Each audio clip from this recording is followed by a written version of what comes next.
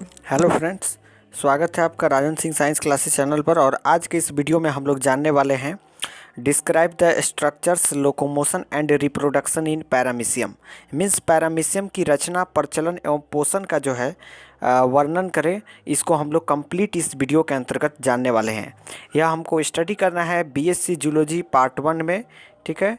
Means first year में जो है यह स्टडी करना है पैरामीशियम की रचना, उसका प्रचलन एवं पोषण के बारे में, ठीक है। तो चलिए स्टूडेंट्स, हम लोग स्टडी करते हैं पैरामीशियम की रचना एवं पोषण का वर्णन करें। सबसे पहले हम लोग जानते हैं कि आखिर जो हमारा पैरामीशियम है इसका फाइलम क्या होता है। तो इसका संघ जो फाइलम होता है वह है प्रोटोजोआ। अगर बात करें इसके सब फाइलम की, उपसंघ की, तो इसका सब फाइलम है सिलियोफोरा। और बात करें इसके क्लास की पैरामीशियम के, तो वह है सिलिएटा। और इसके वंश की बात करें तो वह है पैरामीशियम। जीनस जो है इसका पैरामीशियम है, ठीक है। अब बात करते हैं हम लोग लक्षण की। तो जो हमारा पैरामीशियम है, अगर उसके लक्षण की बात की जाए तो यह जो है स्वच्छ जलीय जंतु है जो तालाबों, गड्ढों, पोखरों में जो है पाया जाता है। अब इसका स्ट्रक्चर यहाँ पर आप लोग देख सकते हैं, कंप्लीट यहाँ पर स्ट्रक्चर आपको दिखाया जा रहा है। तो इसमें आप लोग स्पष्ट समझ भी सकते हैं कि कैसे जो है यहाँ पर इसमें जो है इनकी आकृति जो है स्लीपर जैसी होती है तथा आकार लगभग जो है 3 mm लंबा होता है। यह हमारा सिलिया है, यह हमारा क्या है ट्राइकोसिस्ट है, और एक पेलिकल है, यह कंट्रेक्टाइल वैक्यूल है, और यह जो है माइक्रो न्यूक्लियस है, औरल ग्रूव है, नीचे इसका साइटोफेरिंक्स है, और उसके नीचे जो है फूड वैक्यूल है, और जस्ट उसके नीचे जो है कॉर्डल टफ्ट ऑफ सीलिया है। ये पैरामीशियम कॉर्डोटम का जो है डायग्राम बनाया गया है, डायग्राम दिखाया जा रहा है आपको। यह कंट्रेक्टाइल वैक्यूल है, मेगा न्यूक्लियस है, और इंडोरनल जो है इंडोरल जो है वह मेम्ब्रेन है। तो इस डायग्राम को भी आप लोग अच्छी तरीक़े से देख लेंगे, क्योंकि अगर एग्जामिनेशन में क्वेश्चन आता है कि पैरामीशियम की रचना, प्रचलन एवं पोषण का वर्णन करें, तो वहाँ पर आपको डायग्राम मेंशन करना रहेगा, ठीक है। तो इस डायग्राम को भी अच्छा से आप लोग बना करके 1-2 बार जो है प्रैक्टिस ज़रूर कर लेंगे, ठीक है। चलिए नेक्स्ट हम लोग चलते हैं। अब इसके अगले जो है जो भी इसके लक्षण है उसको हम लोग जान देख सकते हैं स्टूडेंट। यहाँ पर शरीर का अगला भाग जो है कुंद व पिछला भाग नुकीला होता है, जैसा कि आप लोग जो डायग्राम था पैरामीशियम कॉर्डोटम का उसमें आप लोग देखे हैं। दूसरा नंबर यह है कि इसका लक्षण कि इसके पूरे शरीर पर अनगिनत जो है पक्षमाभी सिलियाँ होते हैं तथा पूरा शरीर जो है तंतुवत पेलिकल नामक जिलेटिनी के आवरण से जो है ढाका रहता है। 5 नंबर अगर इसके और लक्षण की बात करें तो शरीर के पर 2 आर्श्व वेंट्रल लैटरल में एक रोपाभी खांच होती है, जिसे जो है पेरिस्टोम कहते हैं। क्या कहते हैं? तो हम लोग उसको पेरिस्टोम कहते हैं, ठीक है।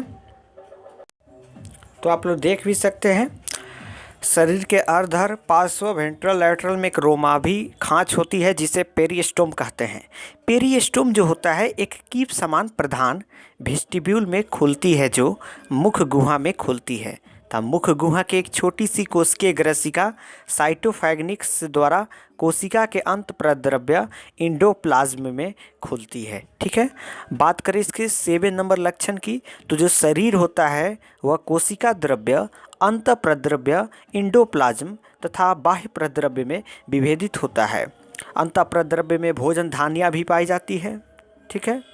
बात करें इसके 8 नंबर कैरेक्टर्स की लक्षण की, तो 2 केंद्रकों में से एक गुरु मतलब मैक्रो तथा दूसरा लघु माइक्रो होता है। और इसका 9 नंबर देखिए, 2 संकुचनशील रिक्तिकाएं एक अग्र सिरे की ओर व दूसरी पश्च भाग में स्थित होती है। इस जंतु में निम्न रचनाएं मिलती है। जो रचना डायग्राम में हम लोग देखे हैं सब, अब उसी रचना को जो है कंप्लीट यहाँ पर स्टडी हम लोग कर रहे हैं। तो देखिए क्या क्या रचना मिलती है। तो इस जंतु में निम्न रचनाएं जो है मिलती है। पहला जो है वह है पेलिकल, ठीक है। तो पेलिकल जो है दोहरी परत वाली जो है सबसे बाहरी परत होती है। यह मजबूत तथा लचीली होती है, इसके कारण शरीर का निश्चित आकार होता है। इसमें तिरछे उभार एक दूसरे से काटने पर जो है बनते हैं। इसके कारण शरीर का निश्चित आकार होता है। इसमें तिरछे उभार एक दूसरे से काटने पर बनते हैं। प्रत्येक षट्भुजीय कोष्ठ से एक सीलियम बाहर निकलता है। उभार पर ट्राइकोसिस्ट खुलता है। क्या खुलता है? तो हमारा ट्राइकोसिस्ट जो होता है वो खुलता है। तो देख सकते हैं स्टूडेंट कि उभार पर ट्राइकोसिस्ट खुलता है। और 2 नंबर बात करें अगर इसके ओरल मुख की, ओरल ग्रूव का, तो जंतु के आधार पार्श्वीय तल पर एक कीप से दृश्य गड्ढा के रूप में ओरल मुख होता है, जिसका भीतरी भाग वेस्टिब्यूल कहलाता है। मुख गुहा के नीचे सिलिया रहित भाग को साइटोफैरिंक्स कहते हैं, जो तिरछी दिशा में गलेट में खुलता है। 3 नंबर है साइटोपाइंग। तो साइटोपाइंग या गुदा द्वार भी कहलाता है, जो शरीर के अधर तल पर मुख के नीचे एक छोटा छिद्र के रूप में रहता है। बात करें इसके सिलिया की 4 नंबर में, तो इसमें जो सिलिया होता है पैरामीशियम कॉर्डेटम में, वह शरीर पर सिलिया के विन्यास को सिलिएशन कहते हैं। इसके 2 मुख्य भागों में बांटा जा सकता है। पहला जो सिलिया होता है, मतलब जो सिलिया होता है उसको 2 मुख्य भागों में बांटा जा सकता है। पहला है बॉडी सिलिया। तो हमारा जो बॉडी सिलिया है वह क्या होता है, इसको हम लोग देखते हैं। तो बॉडी सिलिया जो होता है या सोमैटिक सिलिया भी कहलाता है, शरीर की सतह पर स्थित होता है। शरीर के पिछले भाग को छोड़कर शेष भाग में समान आकार का सिलिया होता है। ओरल सिलिया या मुख्य भाग में पाया जाने वाला सिलिया है, जो कड़ा तथा लंबा होता है। आंतरिक रचना पैरामीशियम में साइटोप्लाज्म में 2 परतों में बटा होता है। पहला जो है एक्टोप्लाज्म में बाहरी परत और एंडोप्लाज्म भीतरी परत बनाता है। भीतरी परत में निम्न 3 रिक्तिकाएँ स्पष्ट होती है। पहला है न्यूक्लियस। जंतु में 2 केंद्रक होता है, बड़ा वाला माइक्रो न्यूक्लियस और छोटा वाला को माइक्रो न्यूक्लियस कहलाता है। गुर्दा के आकार के वाले बड़े केंद्रक के गड्ढे में छोटा गोल छोटा केंद्रक होता है, जिनका कार्य क्रमशः उपापचय तथा प्रजनन को नियंत्रण करता है। और दूसरा नंबर है कॉन्ट्रेक्टाइल वैक्यूल। तो जंतु में 2 संकुचन शील धानियाँ होती है। ये बड़ी बड़ी और शरीर के दोनों सिरों के निकट स्थित होती है। साइटोप्लाज्म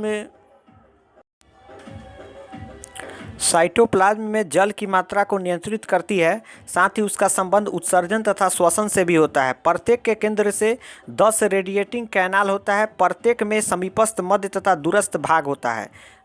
तीसरा नंबर है फूड वैक्यूल। तो एंडोप्लाज्म में भोजन के एक टुकड़ा युक्त अनेक भोजन धानियाँ होती हैं। इनका आकार भोजन के आकार पर निर्भर करता है। उसके बाद है लोकोमोशन। स्थान परिवर्तन को प्रचलन कहा जाता है। भोजन तथा सुरक्षा की तलाश में पैरामीशियम में प्रचलन की निम्न 2 विधियाँ होती है। पहला जो होता है सिलियरी मूवमेंट, मतलब सिलिया में उसका मूवमेंट होता है। तो हम लोग सिलियरी मूवमेंट के बारे में देखते हैं। तो सिलियरी मूवमेंट जो हमारा होता है वह सिलिया प्रचलन का प्रमुख अंग है। यह पेंडुलम की तरह कार्य करता है। तैरते समय सिलिया पीछे की ओर झुकता है, फलस्वरूप जंतु का अगला सिरा आगे बढ़ता है। इसे हम लोग इफेक्टिव स्ट्रोक कहते हैं। इसके तुरंत बाद जो है रिकवरी स्ट्रोक होता है, जिसमें सिलिया जो है पूर्व स्थिति में आ जाता है। इस प्रकार एक इफेक्टिव एक रिकवरी स्ट्रोक मिलकर एक सिलियरी मूवमेंट कहलाता है। 2 प्रकार का होता है। पहला जो होता है वह सिनक्रॉक्स होता है। क्या होता है क नंबर में? वह हमारा है सिनक्रॉक्स। और ख नंबर में जो होता है वह मेटाक्रॉन्स सिलिया। जब एक समय में क्षैतिज पंक्ति में झुकता है तो सिनक्रॉम्स जो होता है तथा लंबान पंक्ति में एक के बाद दूसरा झुकता है तो मेटाक्रॉन्स कहलाता है। शरीर के ऐंठन तथा सिलिया का लंबान रूप में विन्यास रहने के कारण जंतु तब तैरता है तो अक्ष के चारों ओर सर्पिलाकार रूप में घूमते हुए आगे बढ़ता है। मेटाबॉली इस प्रकार के प्रचलन को शारीरिक संकुचन भी कहते हैं। इस विधि में जंतु शरीर का लचीलापन सहयोग करता है। मध्य भाग विशेष रूप से मदद करता है। यह अस्थायी गति होती है। उसके बाद है न्यूट्रिशन। पैरामीशियम के पोषण में निम्न अवस्थाएं होती है। पहला है भोजन, बैक्टीरिया, एल्गी, डायटम्स, ईस्ट, सूक्ष्म अन्य प्रोटोजोआ समुदाय का जंतु। उसके बाद है अंतःग्रहण। तो जंतु में जो है होलोजोइक प्रकार का जो है जंतु जो होता है उसमें होलोजोइक प्रकार का अंतःकरण होता है, अर्थात संपूर्ण भोजन का भक्षण करता है। यह ओरल ग्रूव, वेस्टिब्यूल, गलेट होते हुए एंडोप्लाज्म में भोजन धानी का निर्माण करता है।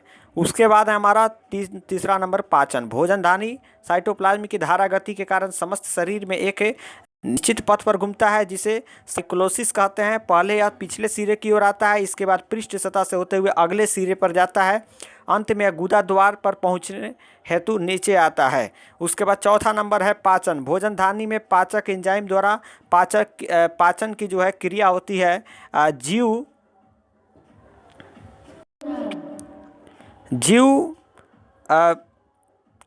जीव माध्यम अम्लीय होता है। क्या होता है? अम्लीय होता है। जीव माध्यम अम्लीय होता है, तब बाद में क्षारीय हो जाता है। प्रोटीन अमीनो अम्ल में तथा कार्बोहाइड्रेट्स घुलनशील शक्कर तथा ग्लाइकोजन में बदल जाता है। इस प्रकार हम देखते हैं कि पैरामीशियम में पाचन की संपूर्ण क्रिया एक कोशिका के अंदर ही होती है, जिसे अंतराकोशीय पाचन इंट्रासेलुलर डाइजेशन कहते हैं। पांचवा नंबर है अवशोषण। तो पाचन के साथ साथ ही पचे भोजन का जीव द्रव्य द्वारा अवशोषण होता रहता है। छठा नंबर है स्वांगीकरण। पचे भोजन से जीव द्रव्य के विभिन्न घटकों की पूर्ति के साथ निर्माण होता है।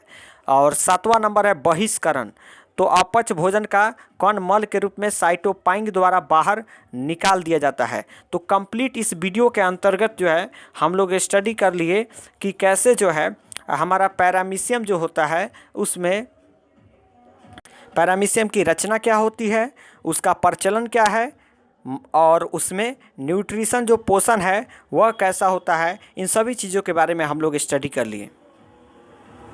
यहाँ पर जो डायग्राम आप देख रहे हैं, ये डायग्राम जो है यह क्या चीज़ का है? तो anticlockwise spiral path flowed by a swimming paramecium. ठीक है, डायरेक्शन ऑफ मूवमेंट और एक्सिस ऑफ मूवमेंट इसको बताया गया है कि anticlockwise spiral path में जो फ्लोड करता है बाय ए स्विमिंग पैरामीशियम। तो इस फिगर को भी आप लोगों को एग्जामिनेशन में मेंशन करना रहेगा। ठीक है, तो चलिए हम लोग जो है इसका लोकोमोशन जान गए, रिप्रोडक्शन जान गए पैरामीशियम का, और पैरामीशियम का स्ट्रक्चर भी हम लोग जान चुके हैं। अगर आप इस चैनल पर नए हैं, बीएससी जूलॉजी कर रहे हैं, आप बीएससी बॉटनी कर रहे हैं, तो आप इस चैनल को सब्सक्राइब कर लीजिए और बेल आइकन को भी प्रेस कर लीजिए, ताकि जब नए वीडियोज अपलोड हो तो सबसे पहले नोटिफिकेशन आप ही के पास पहुंचे। अगर आपको बीएससी जूलॉजी या बीएससी बॉटनी से जुड़े हुए अदर्स किसी और इम्पोर्टेंट टॉपिक्स पर वीडियो चाहिए तो आप कमेंट बॉक्स में जाइए और वहाँ पर कमेंट कीजिए। जैसे ही आप कमेंट करेंगे तो उस टॉपिक से रिलेटेड वीडियोज़ आपके चैनल पर जो है अपलोड कर दिए जाएंगे। ठीक है, और अगर आपको वीडियो अच्छा लगा है तो वीडियो को लाइक कीजिए, और एक बार और फिर आप लोग चैनल को, जो लोग नए हैं चैनल को सब्सक्राइब कर लीजिए और बेल आइकन को भी प्रेस कर लीजिए, ताकि जब वीडियोज अपलोड हो तो सबसे पहले नोटिफिकेशन आप ही के पास पहुंचे और आपका ज़्यादा से ज़्यादा जो है फ़ायदा पहुंच सके और आपका हेल्प भी हो सके बीएससी जूलॉजी और बीएससी जो लोग बॉटनी कर रहे हैं उनको। ठीक है, और एक और बात कहना चाहेंगे आप लोगों से कि आपके अदर्स रिलेटिव जो बीएससी कर रहे हैं उन तक इस चैनल का जो है लिंक फॉरवर्ड कीजिए, शेयर कीजिए, ताकि उनका भी फ़ायदा हो सके, जो आपके फ्रेंड्स हैं या अदर्स रिलेटिव्स जो आप बीएससी कर रहे हैं। ठीक है, तो चलिए अब अगले वीडियो में जो है फिर किसी अन्य इम्पोर्टेंट टॉपिक्स पर हम लोग डिस्कस करेंगे। इस वीडियो में बस इतना ही। Thanks for watching this video.